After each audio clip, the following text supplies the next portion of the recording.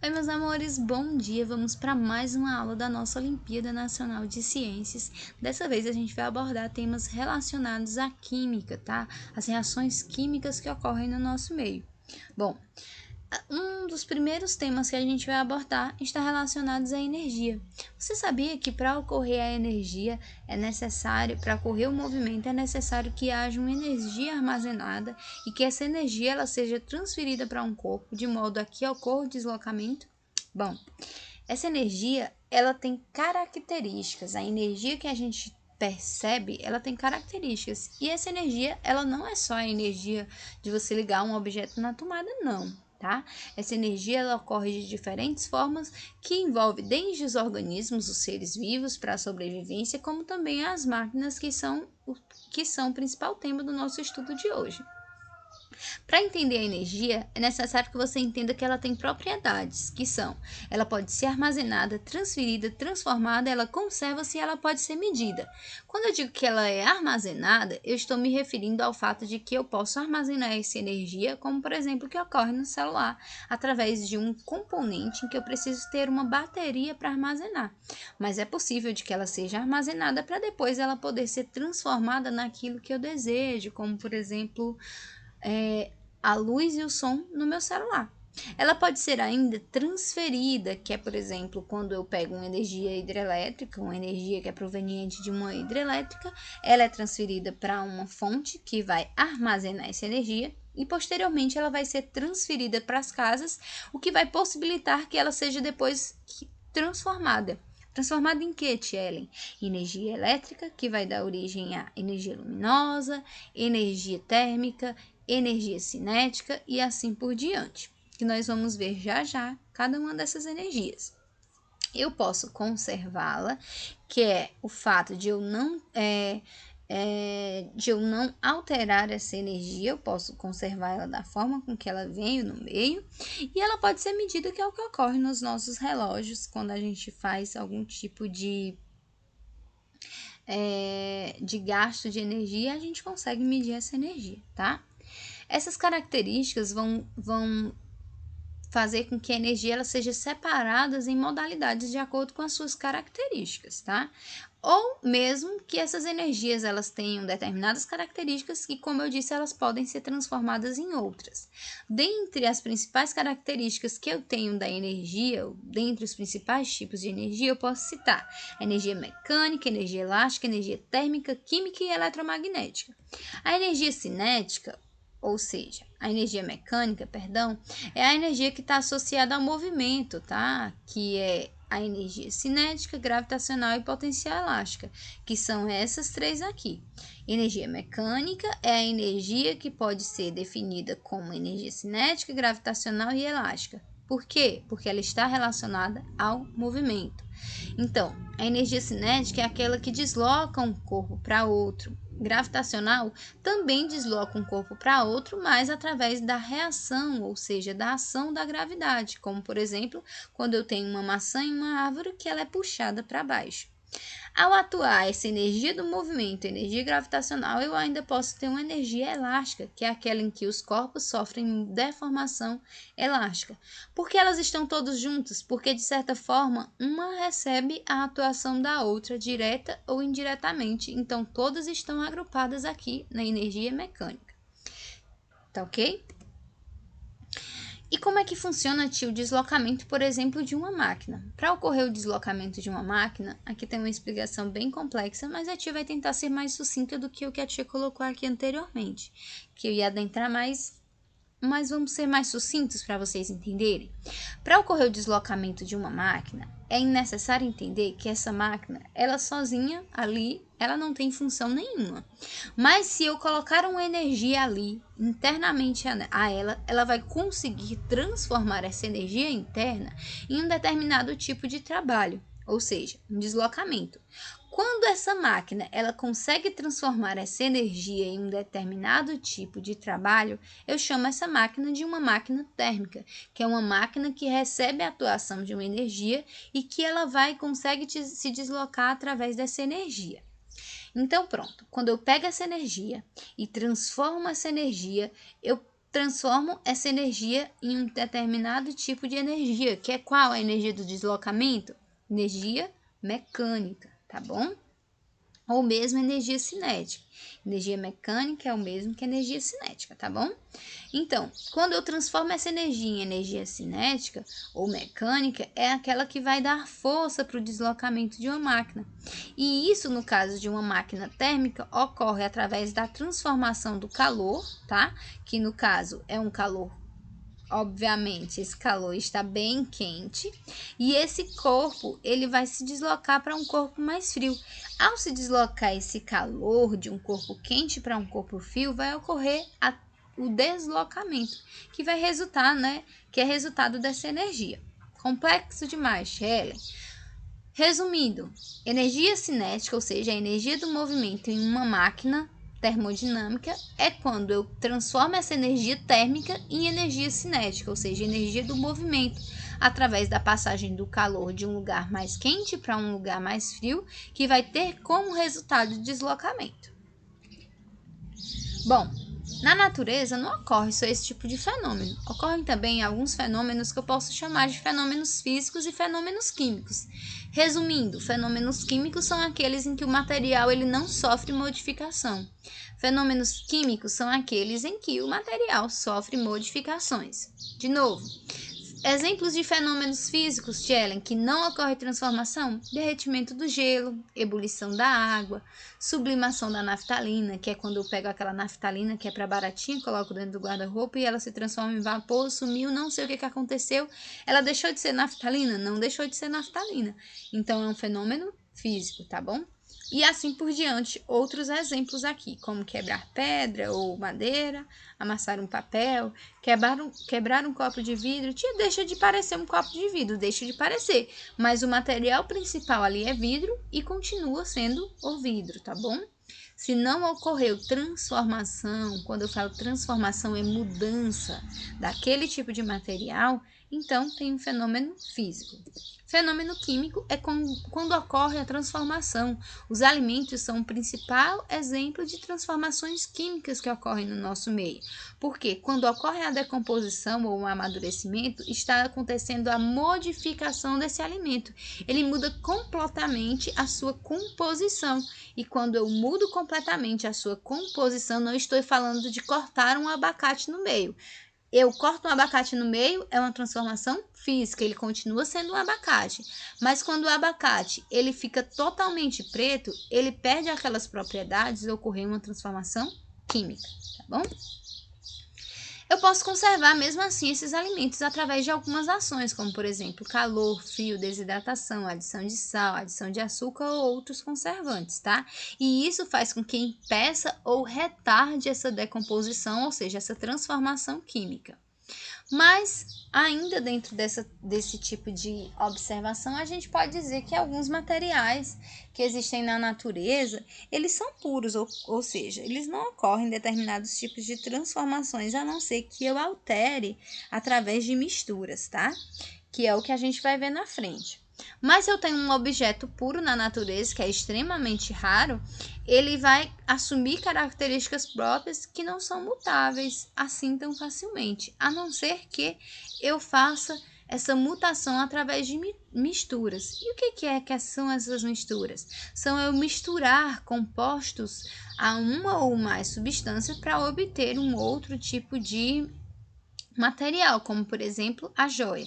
A joia que seu papai ou sua mamãe, um brinquinho que você compra, uma cadeira ou qualquer tipo de objeto que tenha na sua casa, até mesmo a água, são provenientes de uma mistura, que são naturais ou não, tá ok? E ainda assim elas têm as propriedades que são as suas próprias características, mesmo quando eu tenho misturas. Essas misturas elas são classificadas em dois tipos, que são homogêneas e heterogêneas. As misturas homogêneas são aquelas em que eu não consigo diferenciar as partes ou não consigo saber se existe uma mistura ali, tá ok? Como por exemplo, quando eu coloco sal de cozinha na água, se eu chegar para você está morrendo de sede, um copinho gelado, bem gelado, e eu lhe dou aquele copo, mas antes disso eu tenho colocado sal, você vai beber aquela água sem jamais imaginar que tem sal ali, Por quê? Porque você não consegue diferenciar a presença de outras substâncias ali. Então, eu tenho uma mistura homogênea. Quando eu tenho uma mistura que é homogênea, que eu não consigo diferenciar, em que eu misturei dois tipos de materiais ali ou mais, eu chamo aquilo de uma solução. Solução salgada, nesse caso. Solução alcoólica, que você não consegue diferenciar o que foi colocado ali, é uma solução, uma mistura que você não consegue diferenciar as partes, tá? Quando eu não consigo diferenciar as partes, eu tenho uma mistura homogênea. Toda solução existe um soluto e um solvente. Soluto é aquele componente que foi dissolvido, e o solvente é aquele componente que dissolve tudo. E geralmente, sempre esse solvente é a água. Geralmente, tá bom? Na sua maioria, porque a água é um solvente universal. Bom, a gente também tem as misturas heterogêneas, que é facilmente distinta porque a gente consegue diferenciar as partes, tá? Que é quando eu tenho, por exemplo, mistura de óleo, água, areia. Quando ocorre vazamento nos oceanos, eu consigo distinguir bem essas partes na pele dos animais. Então, eu tenho uma mistura heterogênea, que é quando eu consigo diferenciar as partes. Mas, para quebrar a cabeça de vocês, é importante dizer que existem algumas misturas que você não consegue diferenciar as partes, misturas heterogêneas. Em sua maioria, 99,9%, elas são perceptíveis, tá? Em fases, que são essas partezinhas aqui que a gente conversou. Mas elas podem também ocorrer na forma de coloide, que é quando eu não consigo diferenciar. Tia, me dê exemplos de coloide, que são misturas heterogêneas que eu não consigo diferenciar. O leite. Muito dificilmente você vai conseguir diferenciar as partes do leite. Que por quê, Tia Ellen? Porque ele tem ali misturas, tá? Provenientes da própria produção animal, mas sua principal composição é água e óleo, e aí ele assume essa coloração esbranquiçada, que é do próprio tipo das características e propriedades do leite, mas você não consegue diferenciar de cara ali óleo, água, aquela mistura você não consegue diferenciar. É tão bem misturadinho no ser vivo que você não consegue misturar ou observar. Quando você não consegue observar, você tem ali um coloide. Bom, é possível separar essas misturas? E a resposta é sim. Você consegue separar, como por exemplo, através da peneiração, da catação. Você consegue separar essas misturas de forma mais fácil ou mais difícil. Geralmente as misturas mais fáceis de separar são as misturas heterogêneas, porque você consegue observar as partes e, consequentemente, você consegue separar mais facilmente. Principalmente as misturas heterogêneas sólidas e sólidas com líquidos. Líquidos com líquidos é um pouco mais difícil de separar, mas também é mais fácil do que as misturas homogêneas. Alguns exemplos de separação de misturas heterogêneas é a separação magnética, que é quando eu tenho algum componente proveniente sim com características de ferro, tá? Porque eu consigo separar através de ímãs. Eu tenho a dissolução fracionada, que é quando eu pego, por exemplo, aquele exemplo da imagenzinha que a gente tinha aqui, que é quando eu espero, separar, e eu consigo tirar essas partes com outros tipos de objetos, que é o mesmo que ocorre também na decantação, que é eu esperar esse material, assumir aqueles formatos, se separarem, e eu conseguir separar esses materiais. Pode ser em sólidos, como por exemplo sal e água, que eu espero ele decantar. Não, sal e água não é um bom exemplo. Areia e água, eu espero, que é o que acontece quando a gente vai beber, quando a gente coloca água, por exemplo, num pote. Antigamente, a gente colocava água, esperava ela decantar, que é descer o póme até embaixo, e aquele póme eu consigo separar da água pura.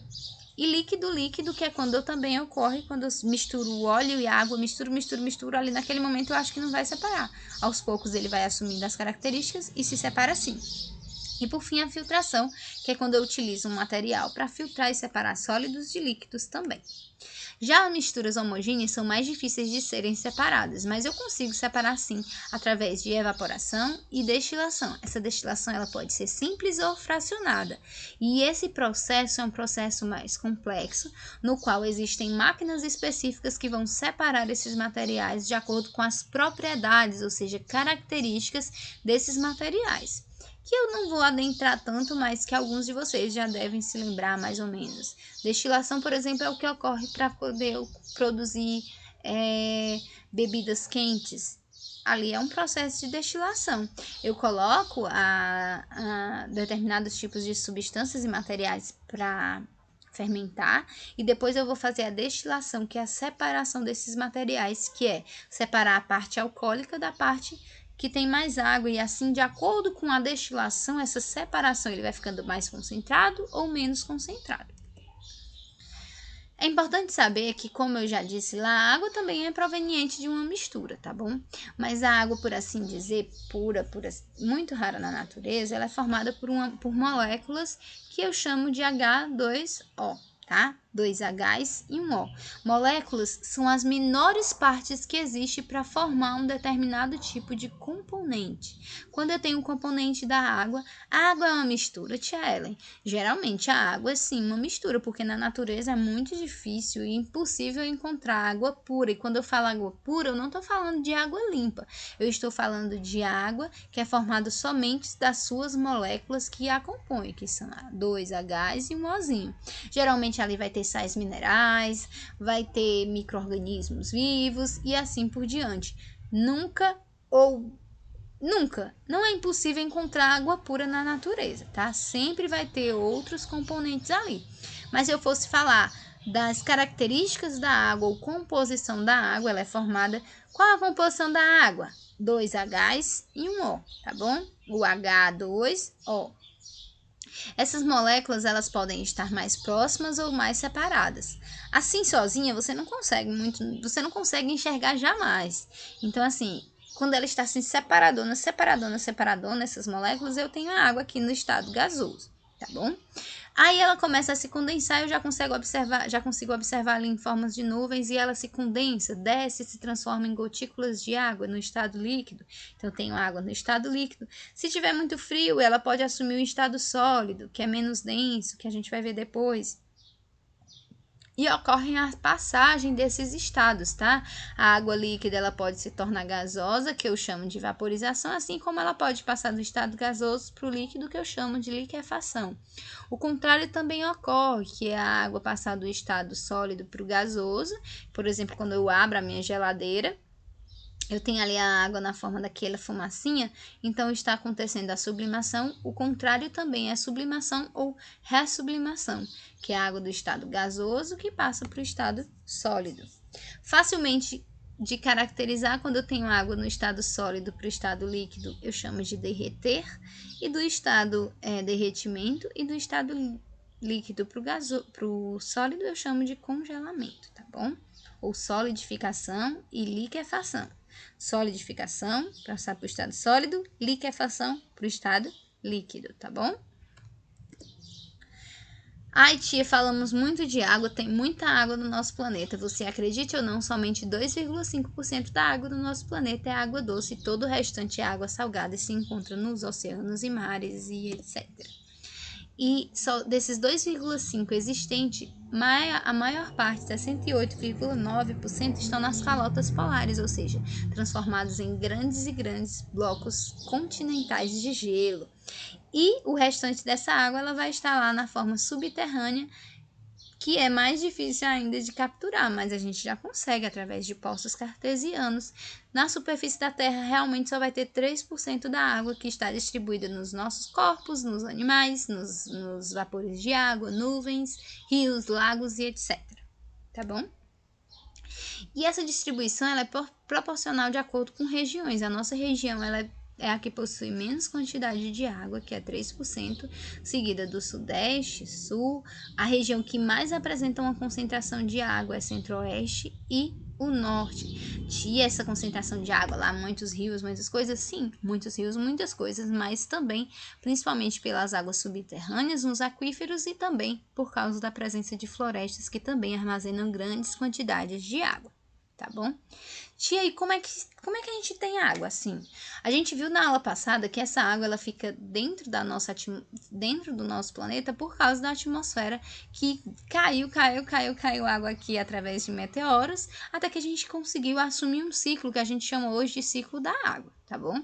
Essa água ela não evapora para o universo e além por causa dessa atmosfera que vai formar tipo uma tampa de panela, em que a água vai evaporar da natureza, dos rios, mares, água subterrânea, solo, animais, e ela vai se condensar aqui nessa atmosfera como uma tampa de panela. Ela vai se deslocar ou não através dos ventos, mas geralmente ela sempre se desloca mais devagar ou mais rápido, e ela vai precipitar, que é quando essas gotículas de água de forma de vapor ficam tão próximas que elas começam a pesar. Essa precipitação ela pode descer na forma líquida ou pode descer na forma de gelo ou neve, dependendo da temperatura que está naquele determinado local. Inclusive granizo, tá bom? Quando essa água ela entra em contato com a superfície, no caso do gelo, com o tempo ela vai derreter. No caso da precipitação na forma líquida, ela já vai começar a escoar. Escoar é o deslocamento da água através da superfície do solo. Ela pode ser absorvida, tá? Através da infiltração e entrar novamente aqui pelos aquíferos e entrar na região subterrânea, ou ela pode simplesmente se deslocar através de rios até chegar ao mar. Isso tudo significa dizer que a gente está obedecendo a um ciclo. Quando ela chegar aqui no mar, nas plantas e etc., ela vai se evaporar de novo e vai voltar ao meio obedecendo sempre a esse ciclo, que é o que faz que nós sempre tenhamos água à nossa disponibilidade, sempre entre aspas, tá bom? Somos conscientes de que cada vez mais estamos poluindo o nosso planeta, cada vez mais a água ela é escassa, cada vez mais somos menos responsáveis com a natureza, o que deveria ser o contrário. Somos seres conscientes que sabemos que nossas ações interferem diretamente no nosso planeta. Ai, tia, eu sou só um no mundo, mas a sua ação interfere não só para você, como para as pessoas ao seu redor, enquanto sociedade, que a gente também vai ver na semana ainda essa semana sobre isso, nas nossas ações que interferem na sociedade e também interferem no meio, na minha vida presente, na minha vida futura e na vida dos meus descendentes, tá bom? Bom, a água ela chega na natureza e para o nosso consumo, geralmente justamente devido a essas nossas ações, ela precisa de tratamento. A água, quando ela é limpa, cristalina, ela só precisa ser fervida ou decantada, mas não é a nossa realidade. Então a gente precisa de tratamento de água, que é justamente quando a gente faz uso dos métodos de separação, tá, de misturas. Eu já disse que a água na natureza é muito difícil ser pura, tá? Então eu pego aqui a água bruta, por exemplo, que eu recebo lá do açude, ela passa por um processo de coagulação ou decantação ou floculação, que é quando eu coloco compostos químicos que vão separar as partes que me são interessantes, vão coagular, vão transformar em partes mais grosseiras essa água. Quando eu transformo essas partes mais densas, ela vai passar por um processo de decantação, ou seja, vai descer aquela parte mais densa que não me é interessante e a aguinha vai ficar aqui em cima. Essa aguinha vai passar por um espelho d'água e ela vai ser filtrada através de areias e seixos de cascalho e carvão. Ao ser passar por essa outra filtração, ela vai passar para um outro tanque. Esse tanque vai receber cloro e fluoreto, que geralmente já não se recebe mais tanto flúor devido à presença de flúor nas pastas de dente. Mas geralmente é acrescido sempre de cloro, que vai matar os micro-organismos e bactérias. Que é quando a gente consegue enviar lá para a CAGES, tá? Só depois de todo esse processo que vai para a CAGES, ao chegar na CAGES, que é para poder ser autossuficiente, para poder demandar, né, através de pressão para as nossas casas e residências. Ao chegar nas nossas residências, a gente faz o quê? Polui tudo, através de banhos, lavagens de roupa, banheiro, lavagens de louça, lavagens de casa, limpeza e etc. Essa água ela vai passar por um processo em que ela vai ser levada para um tratamento de esgoto. Esse tratamento ele vai se dar aqui receba essa água extremamente sujinha lá, tá? Essa água geralmente ela vai ser enviada para uma região em que vai receber um primeiro tratamento. Esse tratamento ele serve para quê? Para matar micro-organismos, bactérias e etc. A gente vai coletar isso vai levar para uma estação de elevação, aonde vai ficar aqui nesse fundo só as coisas mais pesadas, areias, fezes e etc. Vai passar o líquido para uma região que a gente vai chamar de gradeamento, que vai filtrar mais ainda aquilo que for possível. Depois vai ser enviado para tanques de aeração, em que vai decantar mais ainda toda a sujeira, tá? E aí ele vai decantar para tirar mais ainda a sujeira e deixar realmente separar os sólidos dos líquidos.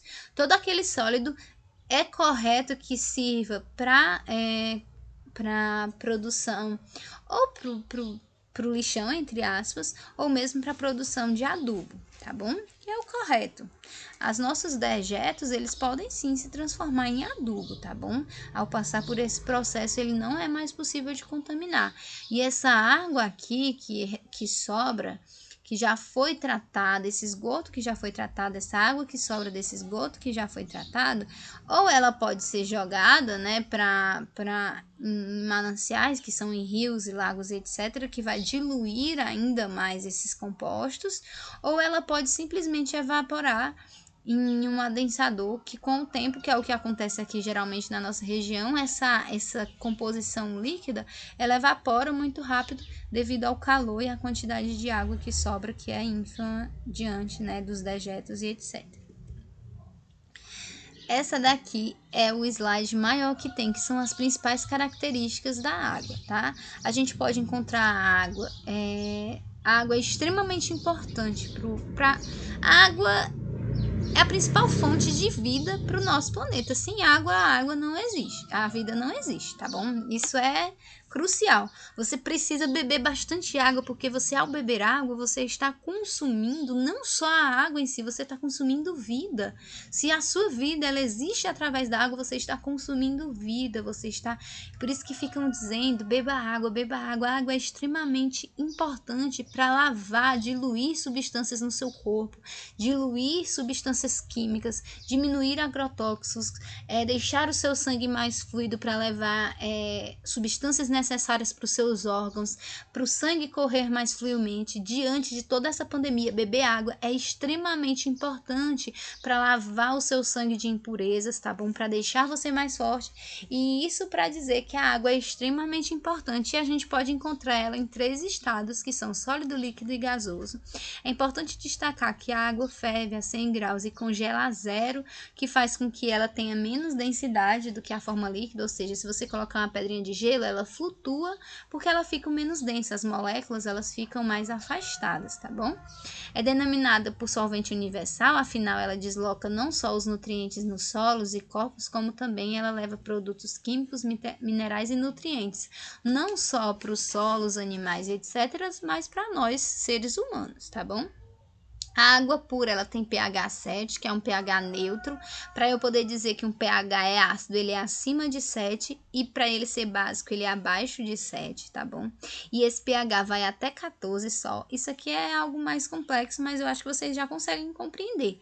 A água, ela é neutra e o pH é 7. Se for acima de 7, ela é ácida. Se for abaixo de 7, se for abaixo de 7, ela é básica. E a água, ela é altamente coesa, ou seja, ela se conecta às outras moléculas, e ela só ela é o componente mais coeso, não metálico. Geralmente são os metálicos que são os que mais atraem. Portanto, por ela ser coesa, ela gera uma tensão superficial muito elevada, que vai fazer com que essas substâncias elas possam ser dissolvidas e levadas através de raízes de plantas, os nossos vasos sanguíneos corporais, como eu já falei anteriormente, e a densidade da água faz com que o som se mova a longas distâncias, ou seja, a água ela é pesada, tá bom? Ela é muito pesada. Se você mergulhar, você não consegue passar muito tempo, porque o peso da água nos seus pulmões faz com que você sinta aquele peso, tá? E aquele peso faz com que você queira liberar o ar dos seus pulmões. Consequentemente, justamente por causa dessa densidade, é o que desloca o som das baleias dentro da água. A pressão atmosférica, ela vai alterar o ponto de ebulição da água, ou seja, quanto menor a pressão, mais rápido a água ferve.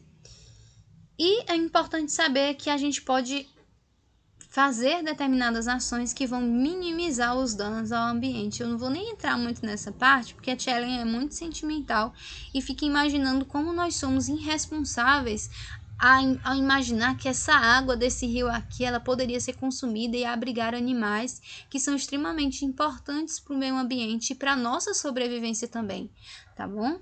Então, assim, é importante que sejamos responsáveis com a água, com o consumo de água, com o lixo que a gente produz e não jogar, ai tia, eu joguei só no meio da rua. E quando chove? Vai para onde? Ai tia, o varredor de rua vai varrer. Qual a sua responsabilidade no meio ambiente, para a sua existência, para a sua sociedade, em que você é responsável pelas suas ações e que interferem diretamente no meio ambiente? Isso a Tchellen está falando não só por uma questão própria, a Tchellen está falando porque é uma questão de prova. Cada vez mais nas provas que vocês fizerem, vão serem necessários vocês refletirem sobre questões ambientais, porque o meio ambiente ele tem cobrado a nossa responsabilidade de distintas formas, tá bom? Passando aqui para a parte mais de matéria-prima, a gente tem que os materiais, eles podem ser manipulados e transformados em outros, assim como a energia, como por exemplo, quando eu tenho uma fibra de algodão que eu transformo em tecido e roupas e etc. Quando eu transformo esses materiais em outros tipos de objeto, eu tenho produtos manufaturados, que são produzidos através de processos provenientes da industrialização. Tia, aí qual é a importância da industrialização e da invenção de máquinas e de todos esses processos que nós conversamos anteriormente? É porque todos esses processos foi o que possibilitou o desenvolvimento de novas tecnologias para melhorar a qualidade de vida. Ao passo que melhorou a qualidade de vida, também a gente surgiu vários outros mecanismos que também pioraram a nossa qualidade de vida, como a gente vai ver. Se a gente falar dos desenvolvimentos tecnológicos que possibilitaram a facilidade da nossa vida, a gente conseguiu produzir objetos com maior durabilidade, que possibilitaram aumentar a qualidade de vida, como por exemplo limpar água, filtrar água, colocar alimentos na geladeira que vão conservar, materiais mais complexos e assim por diante, que possibilitou inclusive que nós produzíssemos materiais que são sintéticos, que aumentaram o consumo da população e causam dificuldades, já que a gente começou a consumir tanto que a gente começou a encontrar dificuldade de encontrar matéria-prima, como por exemplo, eu quero construir uma casa toda de madeira. Tem madeira se eu já destruí a natureza inteira? Não tem. Então, assim, a gente conseguiu com esses materiais sintéticos dar durabilidade, não só durabilidade, como reduzir o consumo de matéria-prima principal encontrada na natureza. Matéria-prima é o material sem alteração humana nenhuma que é encontrado diretamente na natureza, tá bom? Esses materiais que a gente já modificou, a gente chama de material sintético, que são aqueles que são produzidos, são retirados da matéria-prima e a gente transforma em polímeros sintéticos, que é um exemplo claríssimo do plástico. A maior parte dos nossos objetos hoje são formados de plástico, tá bom? Eles são materiais sintéticos, ou seja, eles foram produzidos através da mão de obra industrial, em que se assemelham ou assumem características de matéria-prima. Mas é importante dizer que, além de tudo isso, não só objetos foram criados, remédios também foram criados através desses materiais sintéticos, como por exemplo, a gente tira substâncias que eram antes extraídas de plantas e hoje em dia a gente passa a usar materiais que se assemelham, eles encontram substâncias que se assemelham ao material natural. Olha que louco isso, quando você pensa, por exemplo, em um perfume. Eu comprei um perfume. Vocês sabiam que os perfumes mais caros do mundo, eles são realmente retirados da natureza diretamente da natureza, através de compostos naturais. É muito fácil você comprar um perfume, por exemplo, de alfazema, bem baratinho no mercado. Por quê? Porque aquele material ele não é alfazema de verdade, ele não é um material puro. O material puro é extremamente caro porque ele vem da natureza. A natureza leva anos para produzir aquele determinado tipo de material. Logo, se leva anos para produzir aquele material, logo é mais difícil de encontrar. Então, assim, o desenvolvimento tecnológico, ele trouxe grandes vantagens, como produzir alimentos, produzir medicações que são importantes, mas também nos tira e nos rouba a possibilidade de um contato maior com a natureza, já que nós estamos a destruindo, tá bom? Quanto ao ar, isso aqui é outra questão de prova, é que é necessário saber que, embora a gente respire oxigênio, né, quando a gente respira oxigênio, a maior parte do ar não é oxigênio. A maior parte do ar é nitrogênio, não se esqueçam. A maior parte da composição do ar é formada por nitrogênio, depois vem seguido do oxigênio e, por último, outros gases que aí, né, não cabe tanto entrar, mas inclui poluentes e outros gases que não são nocivos à nossa existência. É importante perceber também que esses gases, os gases juntamente com a atmosfera, eles vão possibilitar, tá, o aquecimento do nosso planeta. E esse aquecimento a gente chama de efeito estufa. Efeito estufa natural, ele ocorre, que é a forma que tem de nosso planeta permanecer aquecido e possibilitar a vida na Terra. Se não fosse a atmosfera, se não fosse o efeito estufa, se a atmosfera saísse, ou a gente morria queimado, ou a gente morria sem água, ou a gente morria congelado. Das duas, uma. Por quê? Das três, uma. Por quê? Todas essas possibilidades, a Terra é um lugar perfeito para existir a vida. Então, assim, todas essas possibilidades ocorrem de forma natural. Mas lembrando que o efeito estufa nem sempre é algo positivo. Nós, seres humanos, também podemos criar um efeito estufa negativo. Quando, tia? Quando as fumaças das fábricas e caminhões e carro e etc. criam uma camada densa, não tão próxima da atmosfera, mais próxima da superfície, que impede que o calor flua. E assim ele fica preso ali embaixo, fazendo com que ocorra vários danos ali àquela região, às pessoas, à nossa respiração. E todos esses problemas a gente vai ver nas próximas aulas que vão vir, tá bom? Por hoje foi bastante informação. Eu espero que vocês assistam essa aula até o fim. Eu espero que vocês consigam captar algumas dessas informações. São muitas informações, são informações que a gente vê ao longo do ano inteiro. Todas essas informações que a tia deu são informações que vocês veem ao longo do 6º ano inteiro, tá bom? Mas é uma forma de que vocês relembrem e possam, na hora da prova, refletirem a respeito de algumas dessas colocações. A tia está dando o máximo para que vocês consigam relembrar alguns assuntos. Então, fica combinado de que vocês assistam essa aula. Se precisarem, voltem ou pesquisem na internet, usem as ferramentas a favor do aprendizado de vocês. E para qualquer coisa, é só falar com a tia Ellen, que a tia Ellen fica esperando no privado para qualquer dúvida, qualquer ajuda e qualquer coisa, tá bom? Beijinhos e até a próxima aula!